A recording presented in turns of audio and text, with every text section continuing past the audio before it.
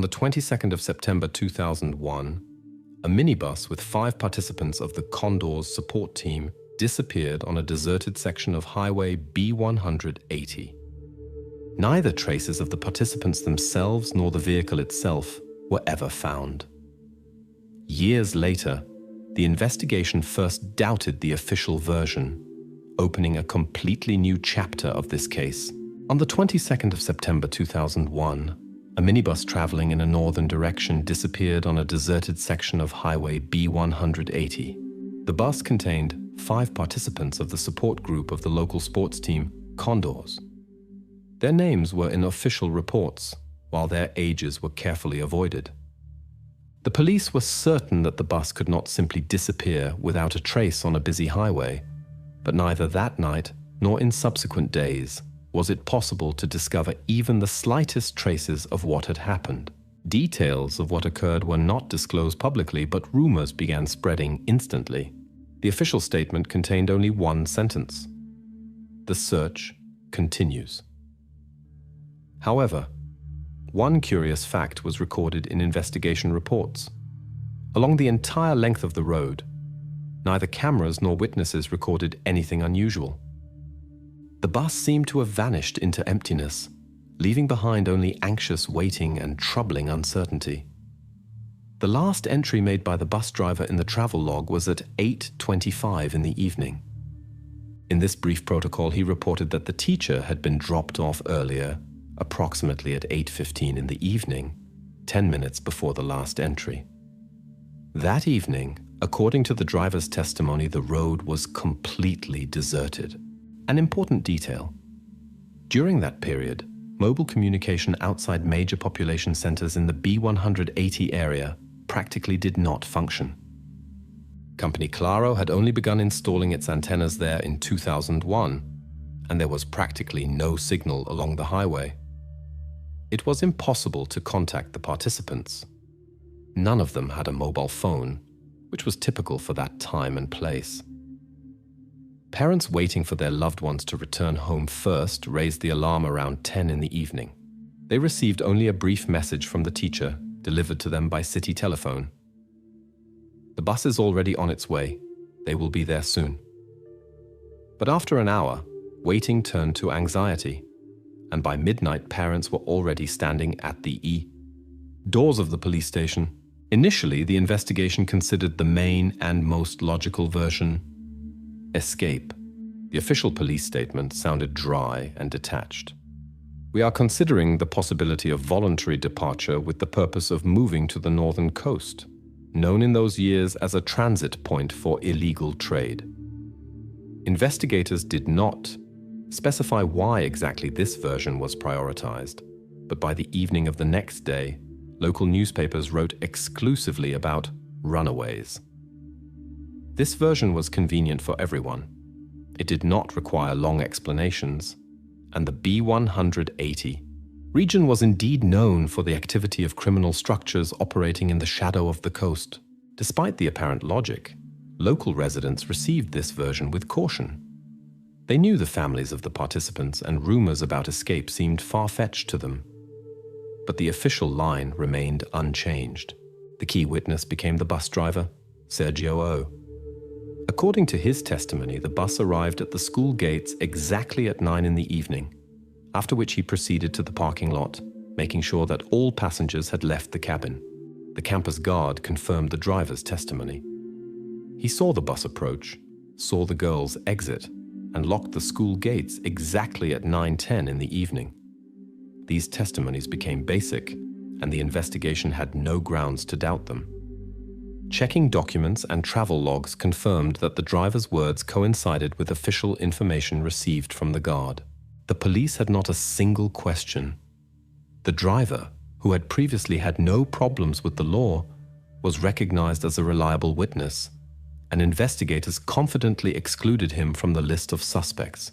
8 days after the disappearance, the bus was officially declared stolen. The insurance company, unexpectedly for the public, declared its internal investigation confidential. Journalists were prohibited from accessing any information. This statement became the first alarming crack in the official version. causing a wave of quiet doubts among those who closely followed the situation. Why the insurance company, which usually is interested in maximum transparency of such cases, suddenly decided to hide details of its investigation? This question hung in the air. In subsequent weeks, tension mounted. Without official comments and explanations, the public plunged into silent waiting. The situation looked strange, but no one knew what exactly to pay attention to. Too few facts were disclosed, too many questions remained unanswered. This silence, initially appearing procedural and standard, would many years later become the cause of the first serious crack in the version about voluntary departure of the Condor's participants. But then, in 2001, no one could imagine that the story, which seemed at first glance simple and clear, would soon begin to open from a completely different side. Facts that remained outside initial attention gradually came to light, generating new versions, questions, and doubts. The investigation, which initially seemed clear and unambiguous, slowly but steadily began to take a completely different turn, forcing even the most skeptical observers to think, was the official version too convenient to be true? Years later, this silence would turn into the first crack in the official version of escape. Then, in 2001, protocols were silent, testimonies seemed reliable, and no one paid attention to details. But a month after the incident, a strange circumstance arises that police then did not consider important, and wrongly so. A month after the disappearance, Sergio O., that same bus driver, suddenly quits the transport company and moves to the quiet and unremarkable town of Calama. Usually, such a move would not attract attention, if not for one circumstance. Upon dismissal, he voluntarily refused to undergo mandatory medical examination. Sergio essentially surrendered his driver's license without even taking a simple blood test. This fact was not made public by police and did not make it into newspapers. But precisely this detail would for long years trouble those who later reviewed case materials. Why would a driver whose reputation was seemingly impeccable so rapidly leave the city and refuse the right to professional activity? This action remained unnoticed then, although years later it would become an important detail in reviewing official versions. In the archive of the transport company Andes Tours, where Sergio O. worked, an inconspicuous document dated July 2001 was stored for many years, 2 months before the incident. The document represented a record of disciplinary action against the driver for speeding on a remote section of road when he was transporting a group of young female athletes from another team. It is important to note that at that time he got off with a verbal warning and the matter was quickly hushed up. For police and investigation in 2001, this fact seemed insignificant and insufficient to seriously reconsider the driver's reputation. After all, his character reference remained positive, and this was the only known episode of disciplinary violation in his entire career. But the document was kept, quietly gathering dust in a folder, waiting for its moment. At the first and only interrogation of the driver in 2001, the investigator asked Sergio about his physical condition on the day of the disappearance. The protocols dryly record the driver's words. "I suffered from chronic migraines. Attacks could affect my condition behind the wheel." But in his medical records, carefully studied by the investigation, there is no mention of migraines. Medical documents confirming his words were completely absent. The police then did not attach special significance to this fact. After all, the driver showed no signs of inadequate behavior, and witnesses confirmed that he looked absolutely normal on the day of the incident. The contradiction between his oral testimony and documents was left without additional checks and questions. This small paradoxical fact also remained in the archival records, awaiting its disclosure. The chief investigator on the disappearance case was an experienced police officer named Lira. It was Lira who put his signature under the key report, which would later become the main argument in defense of the driver. Usual signs of emotional burnout of a shift driver. This report contained no hint of crime, and Sergio himself was completely excluded from the circle of suspects. The investigator's conclusion sounded convincing and calm, fully satisfying the demands of the police and the public. His conclusion closed all possible questions about the driver's personality and allowed the police to move forward, considering him checked and clean. It seemed the case was solved. However, then no one paid attention to the too obvious and quick exclusion of the driver from suspicions. Lyra's protocol looked convincing, but it was too convenient and too timely to arouse suspicion.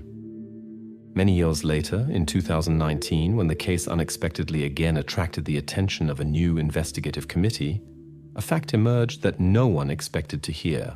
Investigator Lyra, who put the final point in the case about the driver, turned out to be closely connected with Sergio's family. In the city cathedral's archive, a record was found according to which Lyra was the godfather of the driver's only son. This connection could mean a lot.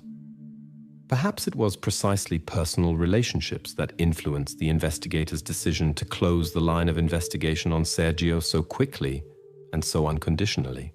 No one knew for certain, but the very discovery of this connection changed the attitude toward the old protocols and the entire case as a whole. Then, in 2001, no one paid attention to this closeness, since the connection was personal and had no official significance for the investigation. But it is precisely this detail that will subsequently make many reconsider their assessments of what happened.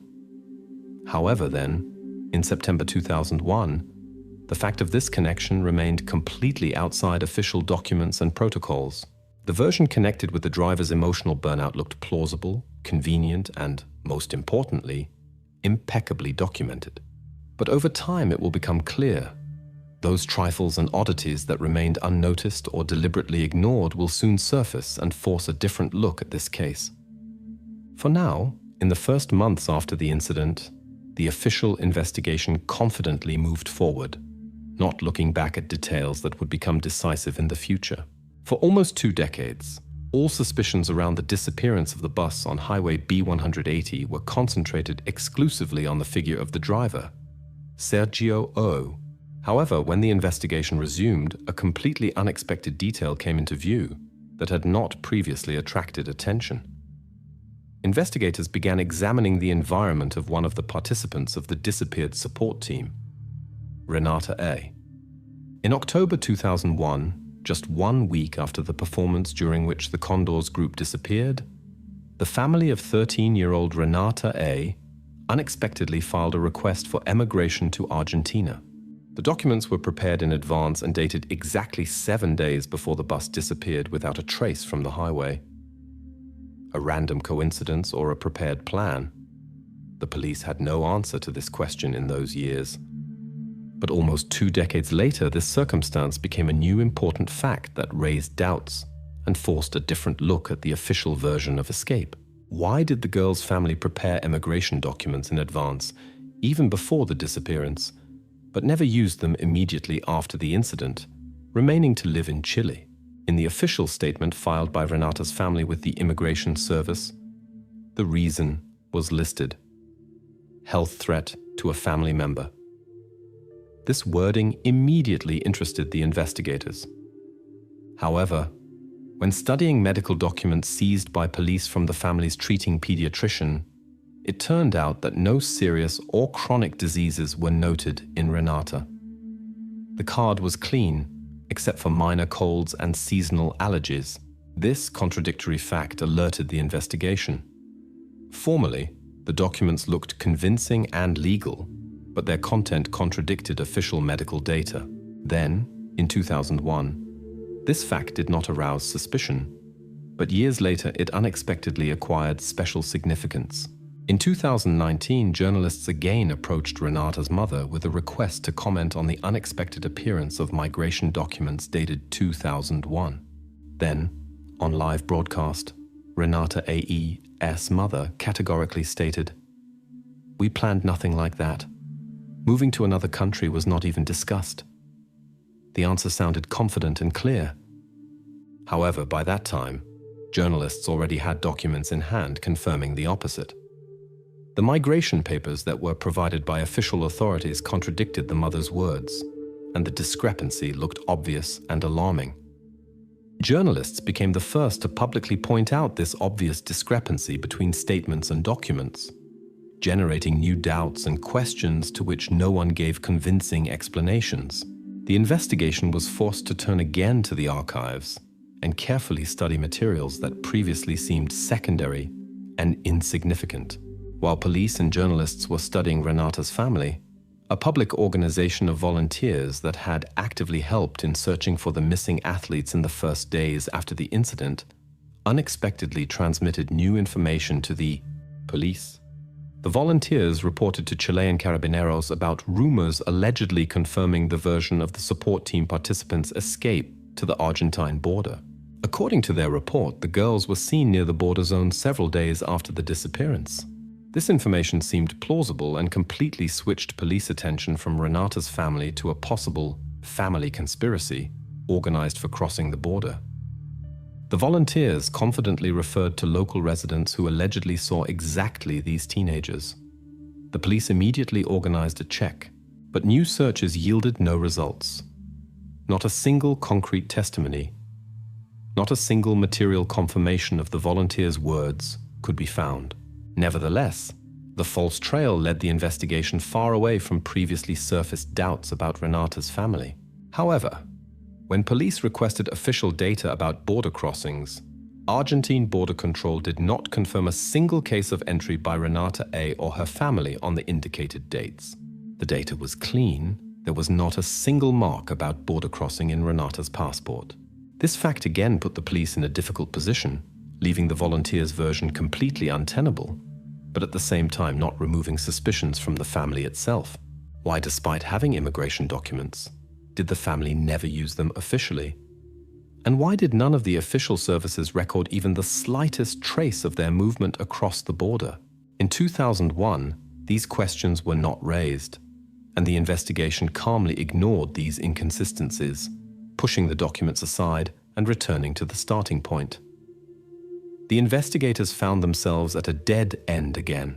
On one hand, Renata's family clearly was not telling important details, creating grounds for suspicion and a new version that the girl might have had motives to leave and take the others with her. On the other hand, not one fact, not one piece of evidence could convincingly confirm this hypothesis. The documents and official data accumulated by the investigation by that time only deepened the confusion and doubts, providing no answers. The investigators returned to the starting point again, forced to admit that decades ago details capable of shedding light on what happened had been missed. But now these details, previously seeming insignificant, forced law enforcement agencies to reconsider every step and every statement made in the first days after that fateful September 2001. The investigators found themselves at a dead end again. The escape version, carefully built over the years, collapsed under the weight of contradictions. However, precisely at the moment when the police was about to admit that it had reached a dead end again, the technologies of 2019 opened a completely new chapter in this tangled story. In October 2019, during routine monitoring of the region, employees of the Chilean Emergency Service recorded an unusual object on satellite images in the area of the abandoned La Condorcha ravine. The operator noticed on the monitor the outlines of a burned frame that clearly did not fit into the natural landscape of this desert area. A police squad was sent to the ground, which after several hours discovered metal remains of a car hidden for decades in the deserted ravine. The frame was covered with a thick layer of dust and sand, which indicated the age of the incident. At that moment, no one yet knew what sensation this unexpected find would create. During the initial inspection, members of the investigation team established the engine number, deeply embedded in the metal and partially preserved on the cylinder block. Experts compared it with archives of stolen cars and soon received confirmation. This was the very minibus of the Anders Tours company that disappeared on September 22, 2001, along with the Condors support team. Thus, the version about the voluntary escape of the athletes received its first tangible material argument against it. This information was immediately sent to the Central Investigation Headquarters, and the police for the first time officially acknowledged that the hijacking version could be reconsidered. However, full clarity was still far away. Too many questions remained open, and the bus frame itself had yet to be thoroughly studied. In the investigation archives, it was possible to find the results of an old examination conducted back in 2002 after a similar find in a neighboring area. Then the found metal bus frame was recognized as completely a shell, not subject to identification. The reports of that time stated that the VIN number and any other identifiers were completely destroyed by fire. But now, in 2019, experts returned to new generation spectroscopy methods. Modern technologies made it possible to examine the metal much deeper. The analysis clearly indicated residual stamps of numbers and identifiers, confirming that the investigation was dealing with exactly that same machine. Technologies unavailable in 2002 crossed out old conclusions and completely changed the course of the investigation. However, almost immediately after the publication of news about the find, an unexpected witness appeared, a mechanic named Enrique Toro. He told the press that he recognized the burned bus and remembered an incident that allegedly occurred back in 1999. According to him, this very bus burned during passenger transportation to a neighboring city, and he allegedly dismantled the frame with his own hands. This story sounded confident and convincing, causing brief confusion, but the check conducted by the police quickly established the inconsistency of his words. According to bank statements and border documents, in 1999, Enrique Toro was not on Chilean territory at all. He spent several months abroad in Argentina, where he worked under contract at another auto service. The testimony was declared false and set aside, but its appearance again briefly threw the investigation off course and caused public discussions. Despite the quick exposure of the false witness, the main breakthrough in the investigation occurred when, during careful inspection of the burned frame, specialists discovered an unusual detail. Inside the metal frame, under a thick layer of rust and burned materials, a small metal object was found that clearly did not belong to the bus construction. This object turned out to be a partially melted badge on which the inscription "Condors" was clearly readable. The badge was part of the team emblem, cast from aluminum and sewn into the athletes' uniforms. This find became substantial material evidence that the bus was indeed connected to the team's disappearance. The burned badge, for the first time in almost 2 decades, directly indicated the possible criminal nature of the disappearance, forever closing the escape version as the only and official one. This find changed the course of the investigation once and for all. For the first time in many years, the police officially acknowledged that the version about the voluntary departure of the Condors support team members could no longer be considered the main one. The investigation began actively reviewing old materials and evidence, opening the way to new suspicions and versions that previously seemed incredible. Until now, since the disappearance in 2001, none of the investigators dared to publicly doubt the official version, which conveniently explained the absence of traces and the uncertainty of the situation. But now, thanks to new technological possibilities and the unexpected find in the La Condorcha ravine, this version was completely reconsidered. The time came to open new pages in this long and tangled investigation, but now without looking back at old conclusions that for many years misled the public and police. After the bus frame was discovered and the old official version began to collapse, the investigation reconsidered not only the physical evidence but also the documentation of the transport company. Among the papers that had lain untouched in the archives for decades, a route log was found. It was here that the police unexpectedly discovered a new figure, unremarkable at first glance, but capable of turning the case upside down. The dispatcher of the Andes Tours transport company, Octavio M., on the night of the disappearance made an unusual correction in the route log. It read briefly, "Route changed. Statement submitted later." The entry was made after the fact, when all events had already occurred. At that time, this was perceived as a routine clarification that did not require verification. No one bothered to ask questions, much less suspect the dispatcher of document falsification. But almost 20 years later, this correction raised serious doubts among investigators. Why exactly on that night was it necessary to correct the initial data, And on what basis did the dispatcher make this change to the log remained unclear. The examination conducted in 2019 with the help of modern handwriting analysis equipment showed that the signature of dispatcher Octavio M. in the line with the time mark 2025 differed from his usual manner of writing. This could mean only one thing.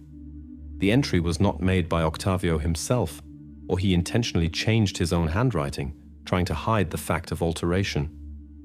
Until this moment, the investigation perceived the route logs as secondary documents that did not need in-depth verification. Now the investigators understood that someone deliberately tried to direct attention in another direction and cover their tracks. Octavio became the second figure after driver Sergio to arouse police suspicion. At the end of 2019, investigators again summoned Octavio M. for interrogation. When asked why he made a late entry, the dispatcher answered laconically, "I was adding the time to the log based on a phone call from the bus driver, Sergio. He informed me of the route time and I simply noted it." The testimony sounded convincing and simple, but investigators knew that at this moment the driver's mobile phone was outside the network coverage area, which was confirmed by technical data from the communications company for September 2001. This simple contradiction between the dispatcher's words and technical evidence again called into question his entire version. Nevertheless, the dispatcher did not respond with anything concrete to the direct accusation, repeating previously stated testimony. The question remained hanging in the air, not receiving a clear answer. The prosecutor's office, analyzing the new facts, suggested a different version of what happened. Dispatcher Octavio could have acted in the interests of the insurance company, wanting to hide the fact of possible carrier responsibility for the disappearance of the bus.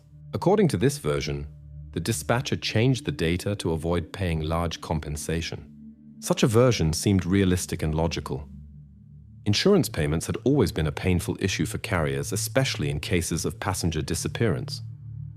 The prosecutor's office immediately sent requests to the insurance company, trying to confirm or refute their assumption. However, no financial or documentary confirmation of collusion between Octavio and the insurers could be found. The insurance company categorically rejected any hints of collusion and provided complete payment reports that raised no doubts. Thus, the line connected with insurance collusion turned out to be false, although it took precious time from the investigation.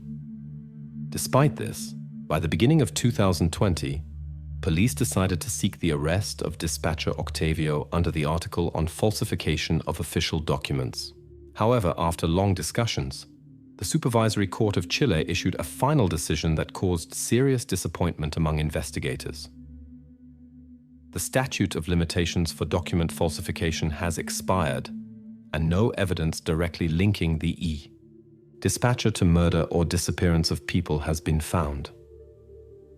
The court officially refused to arrest Octavio, making it clear that even an obvious attempt to cover tracks after so many years remains unpunished. This court decision severely struck the morale of the investigative team and relatives of the missing. It became obvious to everyone that even an obviously caught suspect easily escapes responsibility, protected by law and bureaucracy. The investigation again faced a gray area of responsibility where technical evidence no longer had legal force. The case got stuck on an indefinite boundary between criminal investigation and statutes of limitations. However, despite the powerlessness of the law, technical evidence continued to accumulate, gradually bringing the investigation closer to the truth. This new failure became an important reminder for investigators. The law that protects people sometimes becomes an obstacle on the path to justice. Octavio, who found himself at the center of suspicion, formally received no punishment, although his role became obvious even to the most skeptical observers. And while the law enforcement system helplessly threw up its hands, investigators continued to patiently collect small details that could finally shed light on the true causes of the disappearance of the bus with the Condor's team members. For the first time in many years, the investigation found itself at a point where the real culprits could escape punishment, not due to lack of evidence, but exclusively because of bureaucratic norms that no one could circumvent. The system was again forced to acknowledge its powerlessness, leaving all technical evidence only on paper, waiting for a new chance for justice. After the company dispatcher avoided punishment, investigators again found themselves facing the need to review the materials anew. Their attention gradually shifted to the school connected with the disappearance of the Condors team. It was in the school archives, among dozens of accounting documents and class schedules, that the name of another person emerged who had not yet fallen under suspicion. Physical education teacher Marisol G., responsible for accompanying the support team, left Iquique on an early morning flight on the day of the bus disappearance. However, tickets for her flight were purchased not by the school itself as usual, but by some sponsor, and the fact of payment was later completely removed from the school's accounting. This meant that Marisol left on sponsor money, although no one had previously known about such a method of financing teachers. Investigators encountered internal, carefully hidden corruption in the school for the first time, and the fact of her early departure called into question her true motives. After checking financial documents, police discovered an invoice for airline tickets paid by the company Sonria Lauda. The Chilean registration chamber statement indicated that the owner of this company was Marisol G.'s own uncle. This fact turned out to be completely verifiable through the Commercial Enterprise Registry, and investigators received a documented chain of connection between the teacher and an unknown source of financing for the first time. This did not look like coincidence or error. Sponsor assistance, which was usually officially registered and openly announced, was this time carefully hidden. However, police could not immediately bring charges against Marisol. It was necessary to carefully check her motives and testimony. During interrogation, Marisol G. confidently and calmly explained her early departure from the city as a regular vacation, telling investigators literally the following: "I had a planned vacation, and I simply decided to fly earlier, since I knew that in the evening there would no longer be important events." However, after checking the school schedule, investigators discovered a serious contradiction. On the same day she left, an important control exam was scheduled for her class, 7A, which the teacher was obligated to conduct personally. This discrepancy sharply contradicted Marisol's version, casting doubt on her sincerity and truthfulness. It was obvious that the teacher intentionally avoided important questions, providing versions easily refuted by checking school documents. Trying to reveal the motives for possible concealment of information, investigators put forward a version that money from the uncle could have been payment for silence. Police carefully studied the bank transactions of Sonria Lentita Company for the entire year, trying to discover suspicious transfers or payments that could confirm this hypothesis. However, after thorough investigation, it turned out that all payments from Marisol's uncle's company were directed exclusively to the school's official charitable account. The money was absolutely clean, and the version of a corrupt connection between the teacher and sponsor instantly lost ground. Another promising lead that could have shed light on what happened turned out to be another dead-end line. Despite the absence of evidence of direct corruption, the police decided to conduct an additional check of all available video materials related to the cheerleading team training on the eve of the disappearance. It was then, during a routine check of archived school lesson recordings, that investigators found an old videotape of training that seemingly presented no interest. However, when viewing this recording, police officers noticed an unusual moment. Exactly at 19:55, half an hour before the driver noted the last entry in the route log, Marisol G. unexpectedly interrupted the recording, after which she quickly led all team members out of camera view. This looked suspicious, as if the teacher was intentionally hiding what happened next. The cassette suddenly became key physical evidence, opening a new perspective on the events preceding the bus disappearance. After discovering the strange video recording, the investigation team immediately sent the tape for deep technical analysis. Experts began digitizing and studying each frame in slow motion, trying to restore any details that could explain Marisol G.'s actions and the circumstances of her sudden interruption of the recording.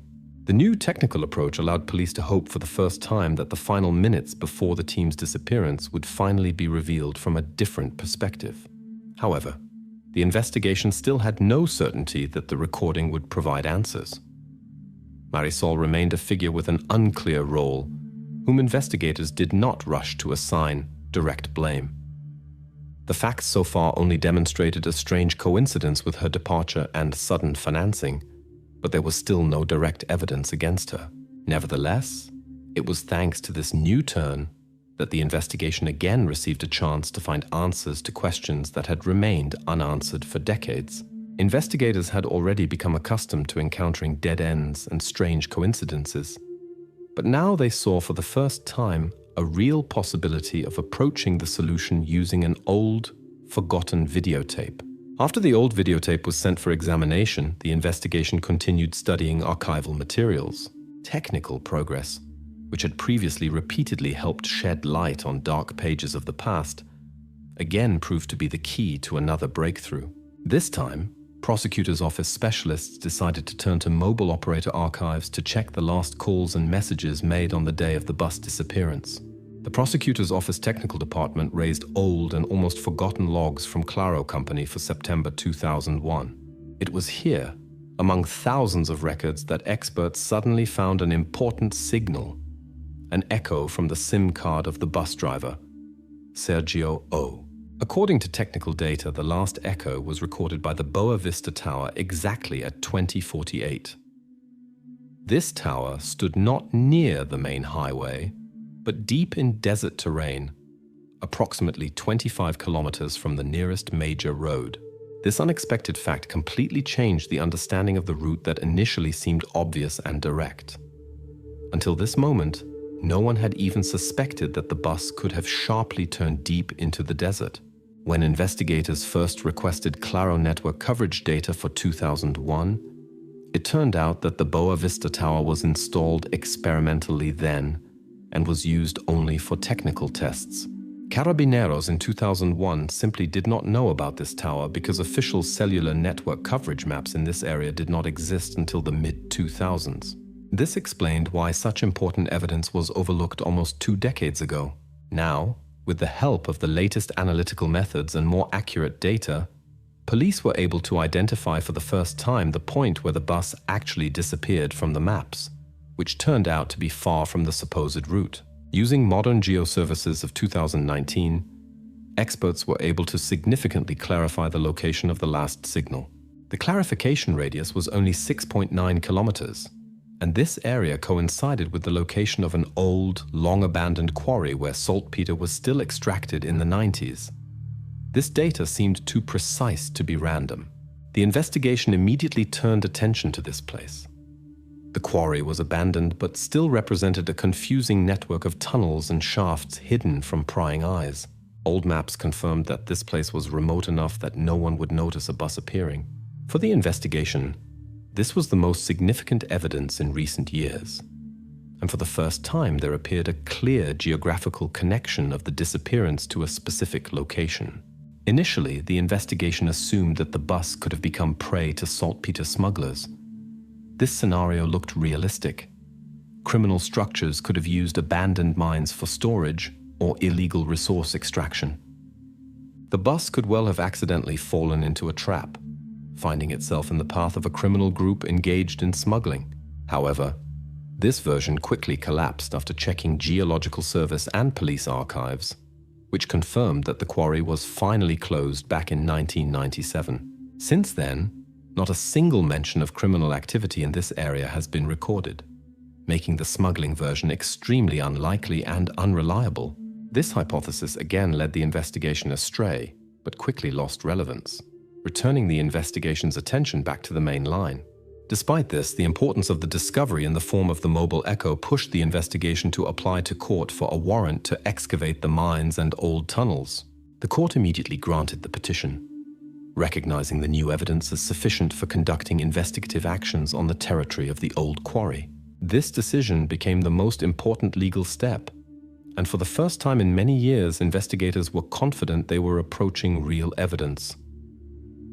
Preparatory work was scheduled for September 2019. Investigators were confident that physical evidence of the bus or its passengers' disappearance would be found precisely in the abandoned tunnels or mines.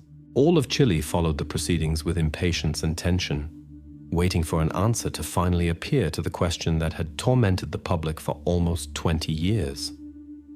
Work was scheduled, and now all attention of investigators, journalists, and relatives of the disappeared was directed precisely at the old quarry. But time remained until the start of official excavations, which the investigation spent on careful preparation. Every step was planned as cautiously as possible, since everyone understood any mistake could finally destroy the last chances of finding the truth. For the first time in years, the investigation possessed not just theoretical versions but a real key to the solution, a place that no one had thought about, but which now became the most likely crime scene. This was the last, most important hope, based on precise technical evidence and detailed data analysis. Now everyone understood. The key location had been found. It remained only to confirm its role in the story of the bus disappearance. Ahead was the final stage of the investigation, which was supposed to put an end to the case that had become one of the most complex puzzles in the history of Chilean criminology. But for now, the investigation remained silent, kept its cards close, and carefully prepared the final act of this long and convoluted story.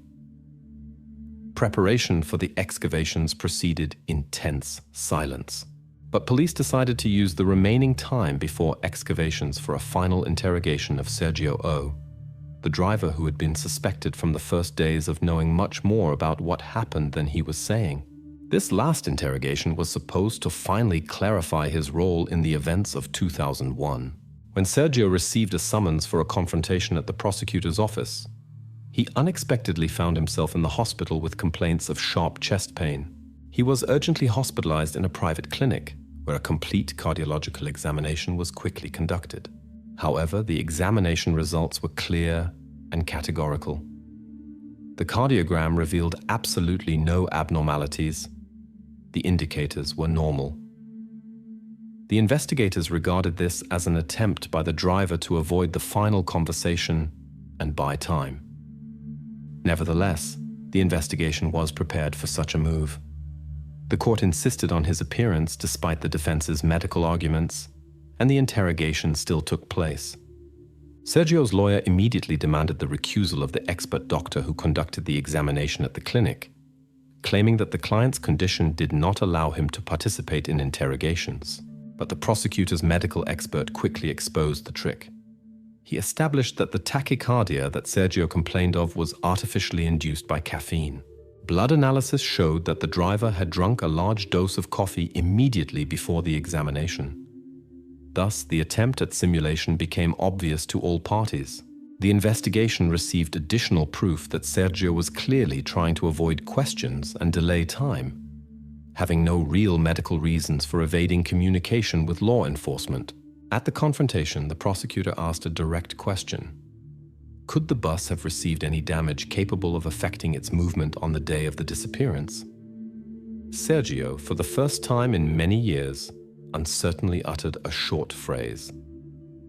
Perhaps the steering could have cracked. This was the driver's first micro-confession, sounding for the first time in 18 years.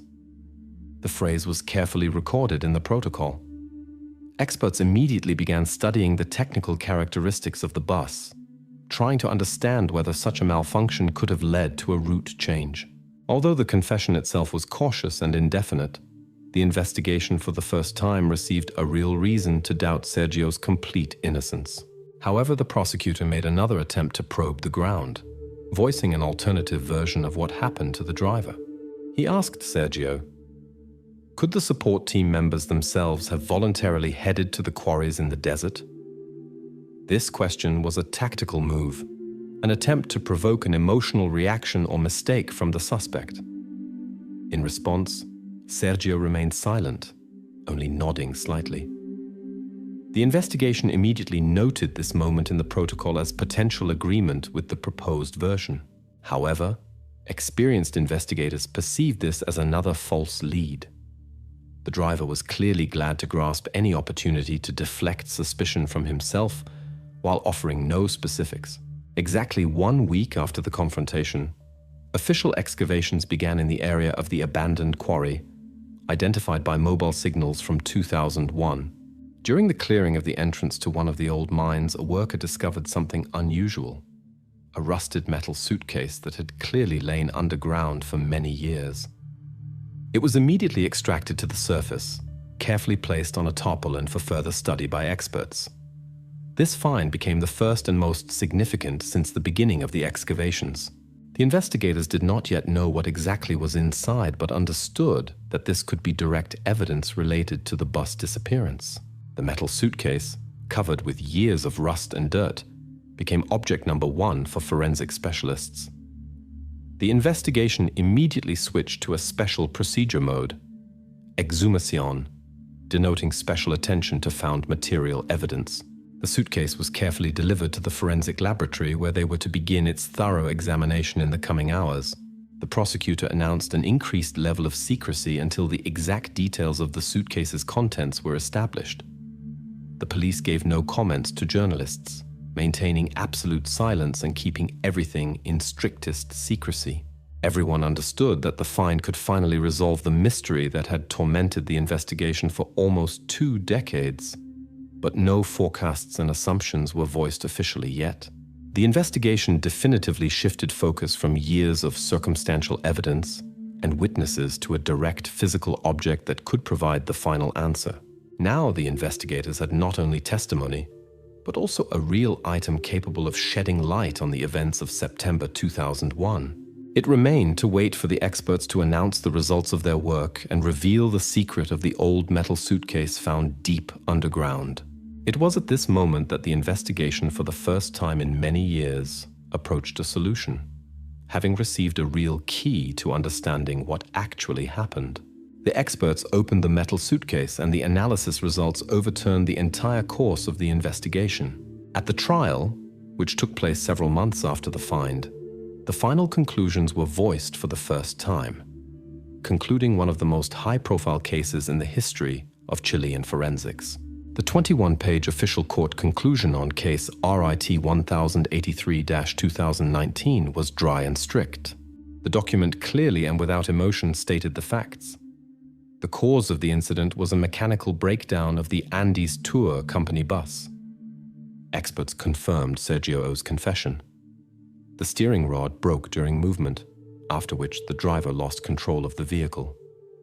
According to the conclusion, Sergio attempted to hide the accident and the consequences of his actions, realizing that the revealed breakdown and illegal route change could lead to the collapse of his career and the company's reputation. Unable to control the situation, Sergio O made a fatal decision: to try to hide the scene of the incident to avoid punishment. He decided to eliminate those who could tell about what happened, which finally determined the severity of the crime he committed. This became the main conclusion of the court, recorded in the case materials. The excavation of the mine confirmed the worst expectations of the investigation. Forensic specialists extracted from the deep quarry evidence that became irrefutable proof. The forensic medical examination recorded harsh, laconic facts.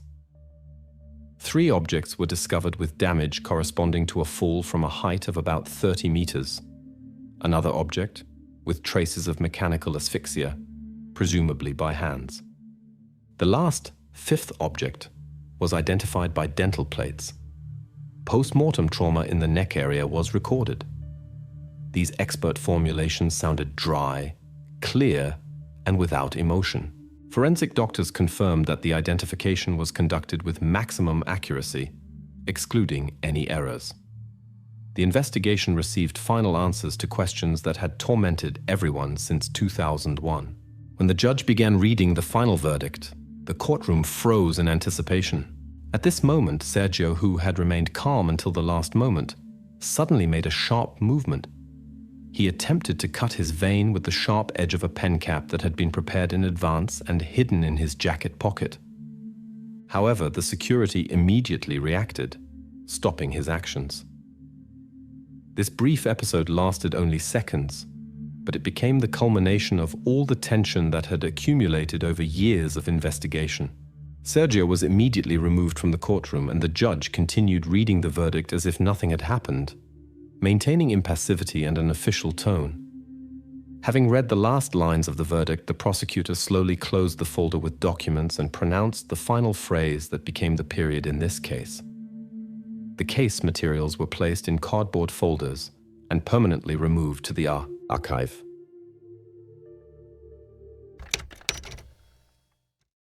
The 14th of June 2023, 22:55. A house in a quiet suburb of Melbourne. Parents return home ahead of schedule. Evi's empty crib.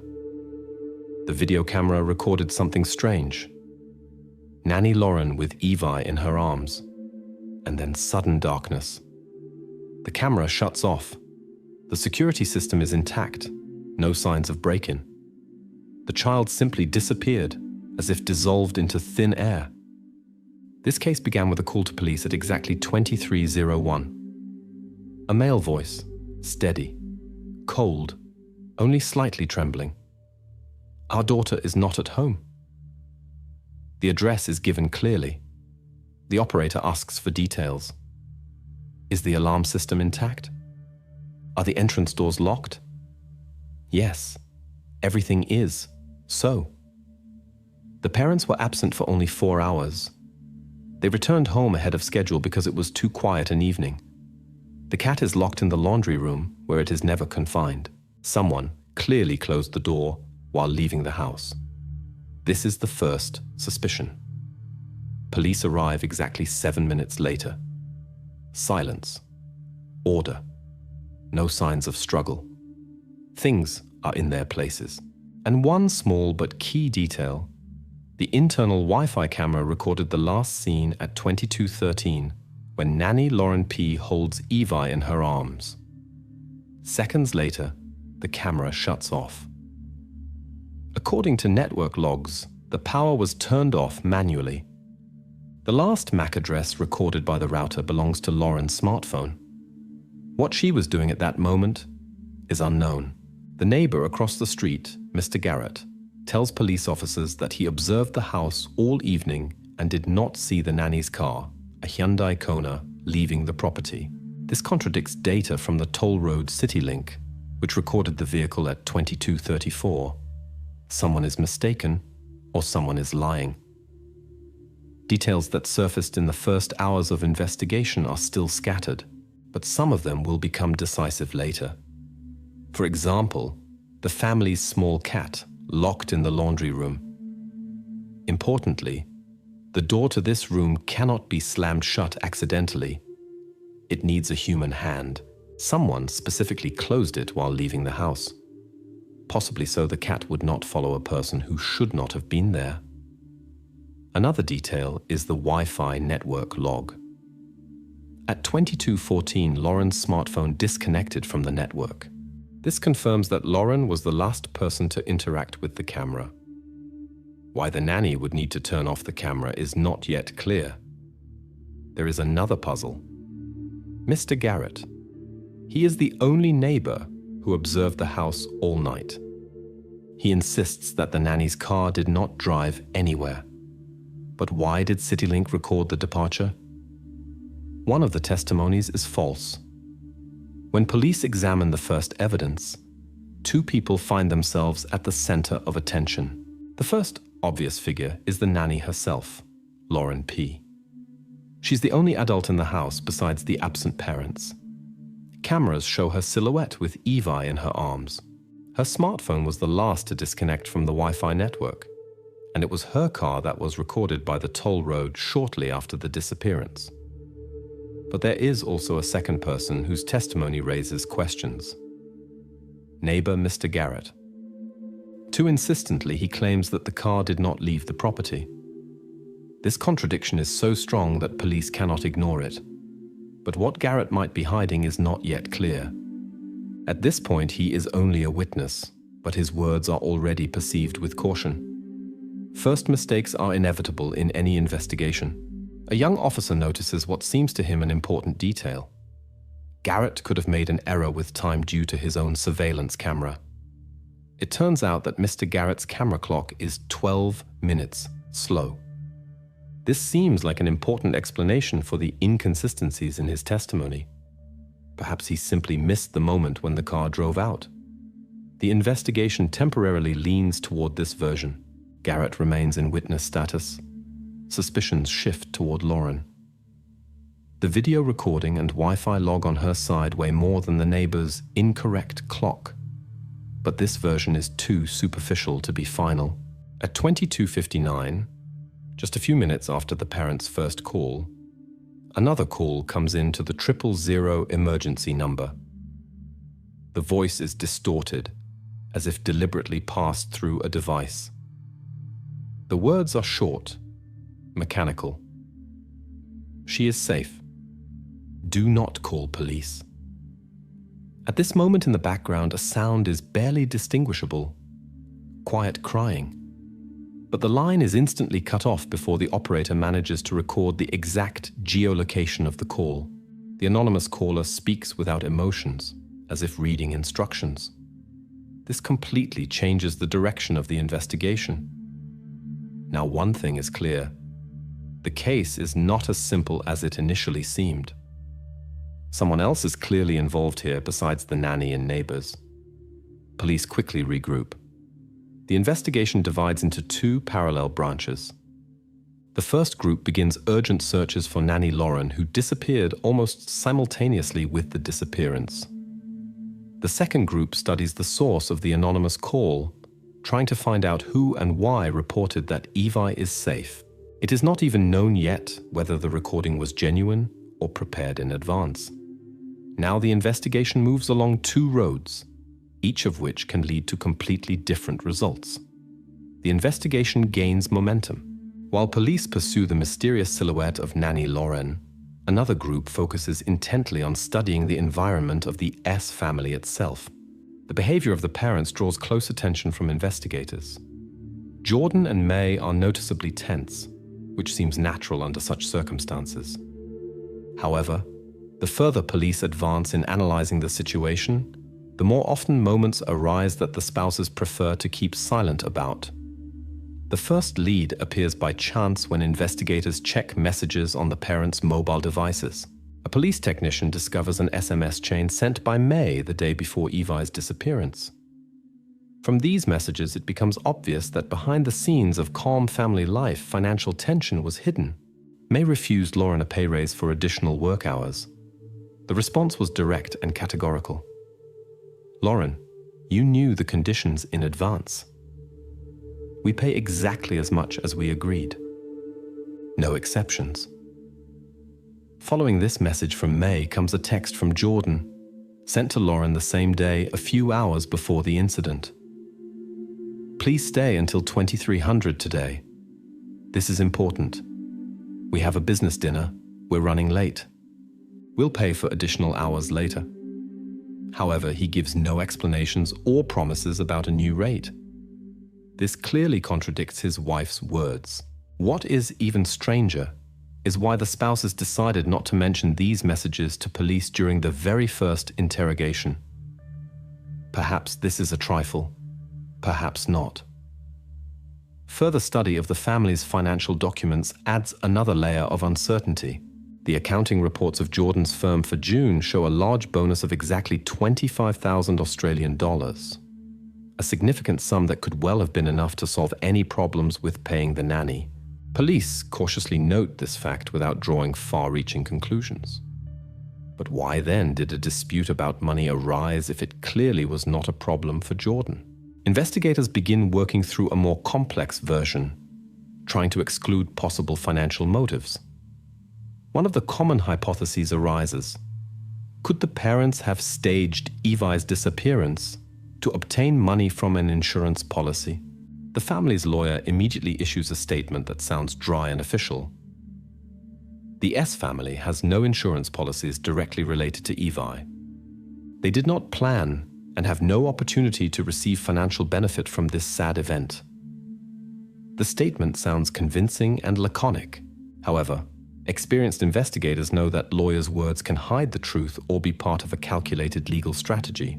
The family remains in witness status, but their financial situation and strange omissions gradually create an atmosphere of distrust around them. Parallel to police actions, a new rumor appears in the media space.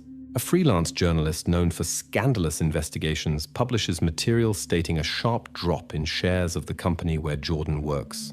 According to the journalist's version, Jordan could have used the noisy family incident to distract the press and financial analysts from troubles in the company. The article quickly spreads on social networks, strengthening public interest. However, there are no concrete evidence in the publication, only a chain of coincidences, suspicions, and anonymous sources. The police perceive this material with restraint. The investigation cannot ignore such a signal, but is not ready to completely trust journalistic speculations either. The police give no official comments, and the journalist loses interest, switching to new sensations. Nevertheless, in the atmosphere around the S family appears a light shade of scandal capable of influencing society's attitude toward what is happening. While attention is riveted to financial subtleties and family contradictions, an absolutely new piece of evidence unexpectedly appears. One of the investigators, during repeated viewing of video recordings, discovers an important moment.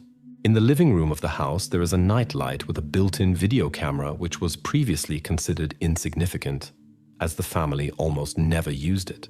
It turned out the camera was still working and recorded frames made at 2220, only 7 minutes after the main Wi-Fi camera was turned off. On the recording, a male figure is clearly visible, completely unlike Lauren. The person is taller, dressed in a jacket of different style. The face cannot be discerned, but one thing is obvious. Someone else was in the house on the evening of Evie's disappearance. This sharply changes the balance of forces in the investigation. Until now, the police focused predominantly on the nanny. Now it is clear there is someone else whose presence the family either did not notice or decided not to mention. How this person penetrated the house without disrupting the alarm system and without leaving obvious traces of break-in remains unclear so far. Investigators immediately send the nightlight recording for in-depth digital analysis to restore details of the unknown person's appearance. Parallel to this, police call Jordan and May for repeated interrogation, planning to check what they will say now when the investigation has new facts. Police questions will sound different, considering the discovered details which the parents preferred to keep silent about. Early in the morning, when the investigation seemingly was moving in already known directions, a sharp turn of events occurs. At 7:58, after a night of continuous searches using drones, the thermal imager of one of the drones recorded a weak heat source in bushes, approximately 1 kilometer from the road. Immediately, a group of investigators was sent to the location, which quickly discovered what changed the entire course of the case. It was a portable kangaroo carrier, exactly the one that disappeared together with Evie. The carrier lay neatly, as if someone intentionally placed it in a secluded spot hidden from outsiders' eyes, but easily discoverable from the air. The forensic medical examiner who arrived at the scene together with police officers immediately noted that the fabric of the carrier was completely dry. There had been no rain all night, meaning the carrier ended up here not by accident and definitely not in a hurry. Someone specifically chose this place. Evie's temperature at the moment of discovery was lowered to 35.4 degrees Celsius. She was alive, but had clearly spent several hours in this place.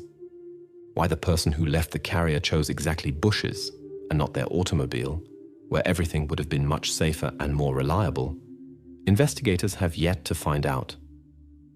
For now, this remains a mystery. Near the carrier, police found an inconspicuous plastic bag sealed with grey construction tape. Inside the bag turned out to be a cheap disposable mobile phone and a sheet of paper folded several times. On the sheet was a short message resembling an SMS draft. 300K or "We'll call the press." The note was written unevenly in hurried handwriting, but legibly enough to immediately understand. Here we are talking about big money and a TR, threat of publicity. Who was the recipient of this message? And what these numbers mean, no one has commented on yet. Police were not rushing to draw conclusions, concentrating on facts. The question immediately arose: Was the carrier with Evie thrown in the bushes intentionally according to a clear plan? Or was this action spontaneous, forced by circumstances? The forensic medical expert gave the answer to this question after preliminary examination of the discovery site. According to him, the condition of the fabric and the overall picture of what happened testified that the carrier was left consciously, without haste and chaos. The place was selected in advance. Even the fact that the bushes were located far from the road spoke of the thoughtfulness of the actions. This statement immediately changed the perception of the situation. Someone clearly wanted the carrier to be discovered. But why exactly in this manner and exactly here? The investigation had to find out later. For now, police recorded this fact, giving no comments about motives. Investigator Wilkes, who led the group dealing with the discovery of the carrier and bag, immediately put forward his hypothesis. The mobile phone with the note was just a distracting bait. Wilkes expressed the opinion that there were probably 2 kidnappers. This would explain the complexity and ambiguity of all previous events. He gave orders to his group to immediately check all of Lauren's former employers. From his point of view, the nanny could not act alone. Surely someone from her acquaintances from previous places of work could be related to the extortion. The investigation took this version into account, quickly creating a list of potential persons. However, no concrete names and surnames were reported to the press or public, leaving this work behind the scenes. However, soon, Wilkes' version would come under doubt. Meanwhile, in the forensics laboratory was happening what quickly nullified the hypothesis about several participants in the kidnapping. Experts carefully studied the bag and tape with which it was sealed. On the sticky surface was discovered only one distinct fingerprint belonging to Lauren P. herself. This was an extremely important moment. On the bag, they found no foreign traces or DNA. The fact that only Lauren's traces were discovered on the bag and phone sharply limited the circle of suspects. It seemed that Lauren acted alone, and although this confirmation rejected the theory about accomplices, police were not rushing to make a final conclusion. Too many unresolved questions remained, and one fingerprint discovery could not completely solve the mystery. Now the investigative group changed tactics. Under suspicion fell not only Lauren's personality but also her financial history. Police request expanded access to the nanny's bank accounts and digital wallets. Microloans that were identified earlier became the starting point of a new direction of investigation. Investigators began studying transactions, especially those that went through betting applications. This data could significantly influence understanding of Lauren's motives for action. At the moment of detention, police already knew absolutely everything. Lauren's plan was simple and straightforward. Take Evie for several hours, hide her not far from the house, wait for morning and send a message demanding a large sum. The figure of 300,000 Australian dollars was chosen not by chance. Approximately this much the S family could afford without attracting attention from law enforcement or banking structures. This explains the note discovered earlier in the bag with the disposable phone. The mysterious male shadow that confused the investigation and cast suspicion on an unknown third person was completely explained by the video surveillance expert. The shadow turned out to be a simple optical distortion, a reflection of Jordan himself, accidentally caught in the glass of the living room window. Digital analysis completely confirmed this assumption. No additional figures or second participants existed. The entire chain of evidence led exclusively to the nanny. The pre-prepared Instagram photo with which Lauren tried to provide herself with an alibi turned out to be fake. The metadata of the image was rewritten using the timestamp editor application. The substitution was performed skillfully, but technical expertise quickly revealed manipulations with digital traces. At this moment, Lauren's version finally collapsed. After obtaining full access to Lauren's banking transactions, the police reconstructed a clear picture of the crime motives. The amount of debt turned out to be significant: 14,500 Australian dollars, spent in a short time on bets in bookmaker applications on Australian Football League games. Lauren's credit card had already been frozen by the bank due to regular non-payments, which was confirmed by financial reports and statements from her bank. On the morning of the 14th of June, several hours before the start of the working day at the S family, Lauren purchased a disposable phone for cash at a small electronics store on the outskirts of the city. From this device, the message with the demand for money was planned to be sent. The phone and the note were prepared in advance by the nanny, hoping that everything would go smoothly and no one would look for a catch. However, reality quickly changed her plans. The kangaroo carrier with Evie was left in the bushes not by chance, but intentionally and coldly calculated. When Lauren realized that the temperature in her car at night would drop below 10 degrees Celsius, she realized that Evie's medical sensor, linked to the parents' application, could trigger and cause alarm if vital signs deteriorated sharply. Lauren could not allow the alarm to be raised earlier than she sent the demand for money. Therefore, the choice fell on a hidden place in the bushes, where the carrier could be easily found in the morning, but not earlier than necessary. The finale came quickly and inevitably. On the 16th of June, at 10:34 in the morning, Special Forces operatively stormed into the rented house in Gylston, the very one that Lauren had booked a week ago. The nanny tried to lock herself in the bathroom, striving to destroy the main element of her guilt, the disposable mobile phone. For this, she had prepared pipe cleaning acid in advance, in which digital devices quickly dissolved. However, the police acted faster than Lauren managed to complete what she had planned. The device was partially damaged, but digital forensic specialists were able to recover the data, thereby confirming the prepared extortion. The very fact of the attempt to destroy evidence added final certainty to Lauren's guilt. After this moment, she no longer denied the obvious, abandoning all explanations and withdrawing into silence. The trial of the case lasted several months. However, the decision was clear and unambiguous. On the 19th of February, 2024, the verdict was officially announced. Lauren P. was found guilty and sentenced to 17 years imprisonment with a minimum term of 10 years. At the moment of the verdict announcement, she showed no emotions, neither surprise, nor regret, nor remorse. Everything was finished. The case is officially closed.